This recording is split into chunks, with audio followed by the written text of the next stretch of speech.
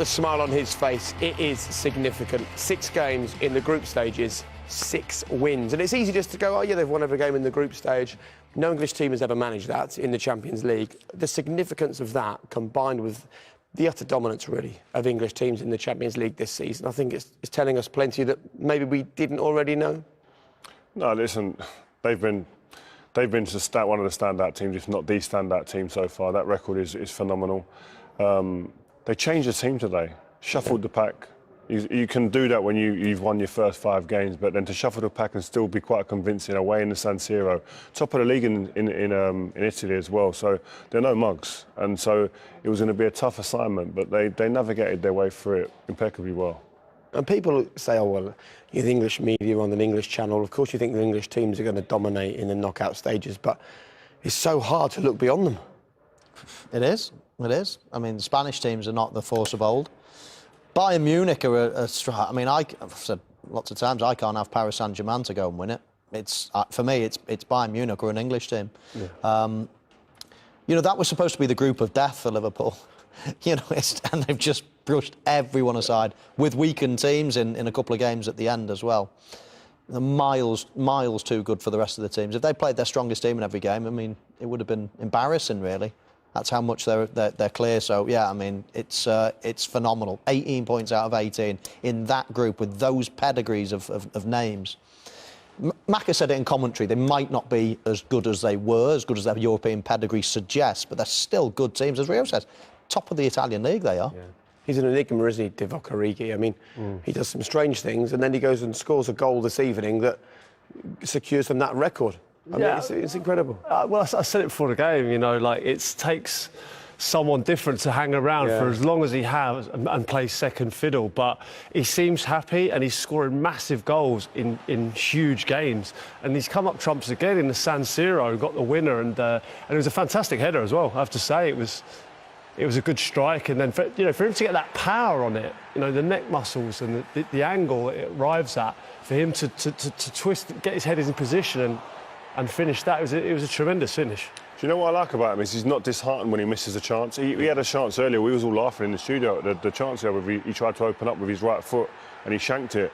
And you sit there and you think, but he's not disheartened. He doesn't sit there and go, oh, he's scared to take on the next opportunity. Yeah, but look at the impact he's had at that football club, the moments he's had. And that's what that breeds. That breeds confidence. Yeah. That breeds the ability to be able to miss a chance and not let it faze him. And a lot of strikers fold under that type of pressure. Miss a chance and they want to hide.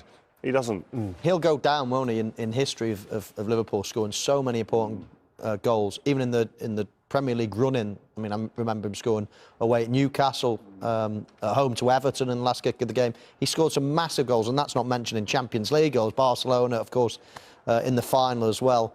I mean, for me, he's not anywhere near the top. You know, the 4 players that play, Firmino, Jota, Mane and Salah, he's a level below for me. But that kind of doesn't matter, does it? But when you're an impact player like he is, then it doesn't necessarily matter. And now he's going to get a chance to obviously start a few games in January when the African Cup of Nations starts. So he's going to get another chance. Normally when he starts, I'm left wanting more. I almost think he does better as an impact player. But the goals he scores, you just can't ignore him. I mean, as I say, he'll go down in Liverpool folklore for what he's done. And I've played with players that have done what he does, that come off the bench, the Chicharitos, the Ole Gunnar Solskjaers, and the appreciation that you have for players like that within the squad. When you're all the players love players like that because you need them. I kept saying it before the game, they're so integral if you're going to be successful in multiple competitions. You need people to be able to come off the bench and have an impact. And it is so difficult. I mean, you guys, as defender, you don't do it so much, but forwards, there's times when you come into games when the manager's shuffling the pack. It must be difficult to do that. Yeah, no, listen, it's difficult. I've been in that position myself, and it's difficult to keep yourself focused, but I'm trying to get in the mind of Divock Origi, you know, for him to hang around. He quite easily have moved to a mid-table club and played a lot more, but he's playing at Liverpool on the highest stage. You know, he wouldn't get the opportunity to score winners in the San Siro if he did move on. Absolutely right. Let's talk about Mo Salah. For ages we've said, oh, he's added another 0 to his contract. He literally can't add more zeros to his contract because he just keeps on scoring, and tonight was a good example. Brilliant finish, brilliant goal, vital time.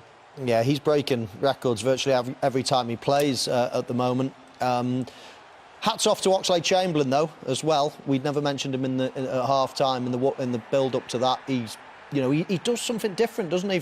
The rest of the midfield players. He beats players. He's direct. Off both feet. Takes a good shot. But the finish was made to look easy. It was far from easy. He hits it as it's dropping.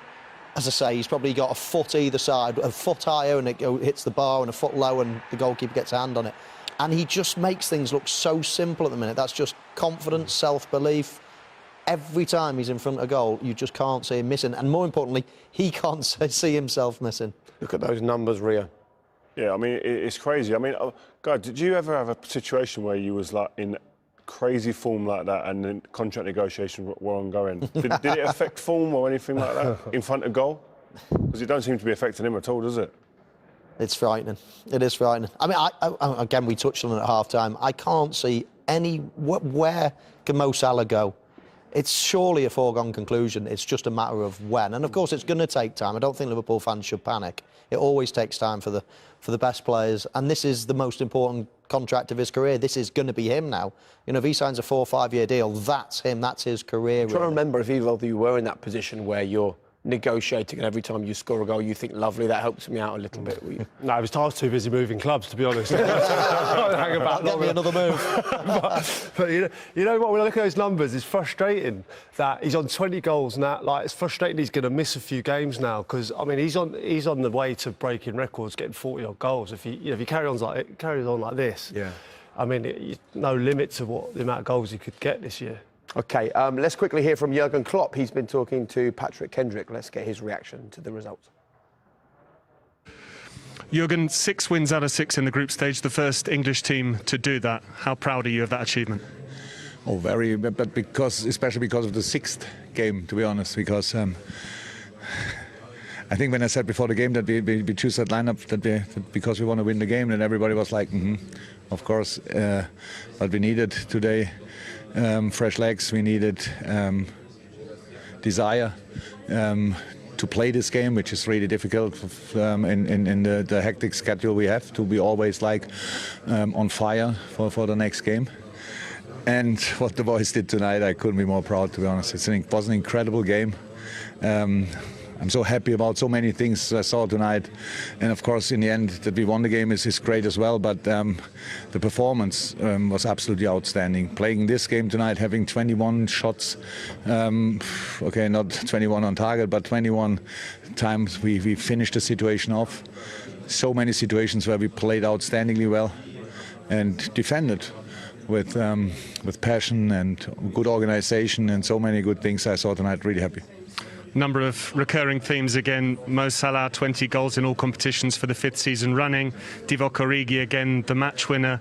And I wanted to get your reaction as well. I noticed you turned to your coaching staff when Nat Phillips turned inside the box. Was that? Did you afford yourself a smile after that moment? Yeah, situation of the game, huh? So we played an outstanding game. Come on, it's really ridiculous. But I have to say, so we changed 8 times. So Ali is a goalie, so he has his that he could play and wanted to play desperately speaks for him. The same for Sadio and Mo. The game they played tonight is absolutely outstanding. The quality they have and the physicality they bring in a game like this, how much they help defensively is absolutely outstanding. Mo obviously scores them first. Sadio sets up the second. That speaks really for the boys. And so because this mix of fresh legs and then quality as well was a really good mix tonight. And yes, Nate with that situation was obviously I didn't see it. It's only from distance yet, but I'm really looking forward to that. I see the first time.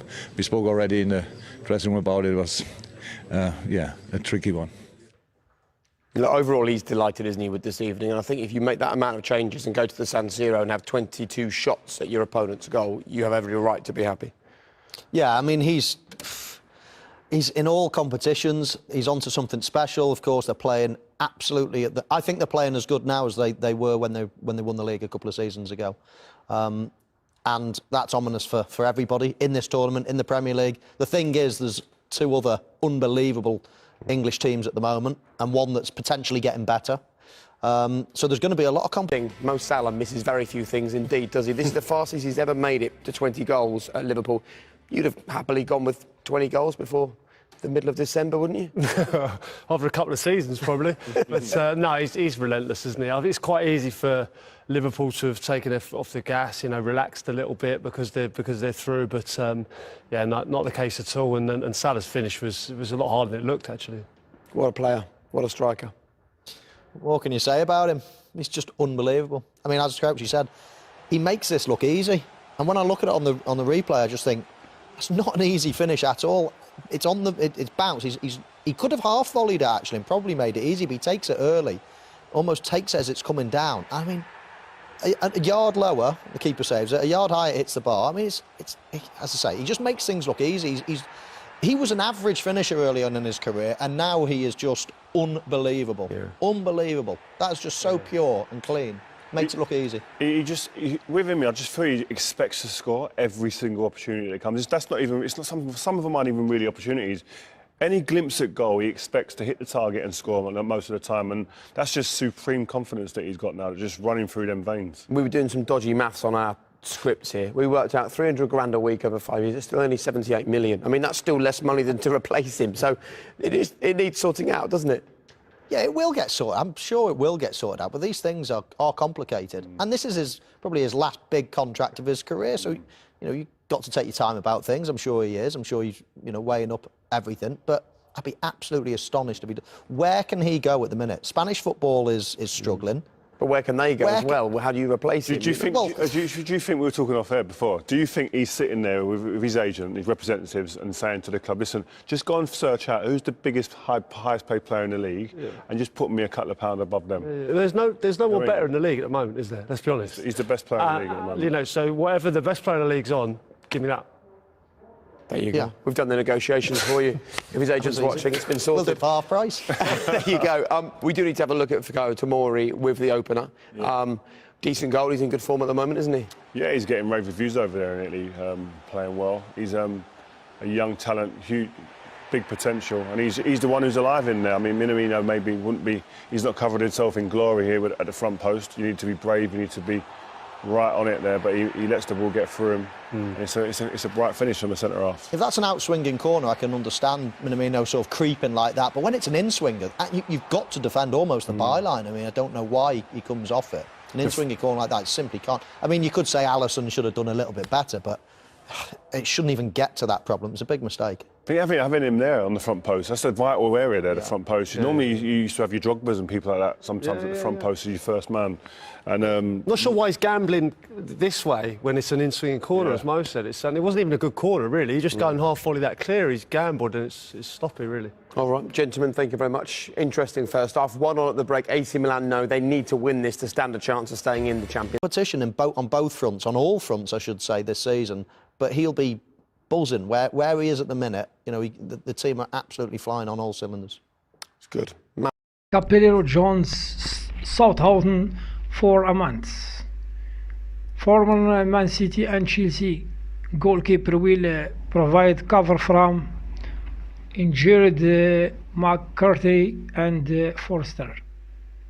Southampton have signed goalkeeper Will Caballero, who arrived as a free agent on a deal until 5 January 2022. The 40-year-old Argentinian who left Chelsea in the summer will provide cover following injuries to Alex McCarthy and Fraser Forster. Capello started his Premier League career at Manchester City, making his debut in the competition in the 2040 and 2050 season. During his time at City and Chelsea, he made 34 appearances and kept 11 clean sheets. He has been kept 5 times for Argentina and play at the 28th FIFA World Cup. Caballero is in line to make his Southampton debut at Arsenal in Saturday. Last weekend, the Hollywood actors visit the records ground of the first time since taking over Wrexham, and during their visit officially appointed new facility at the National League's clubs in Tier 5 of the football pyramid that have been funded by the Premier Leagues.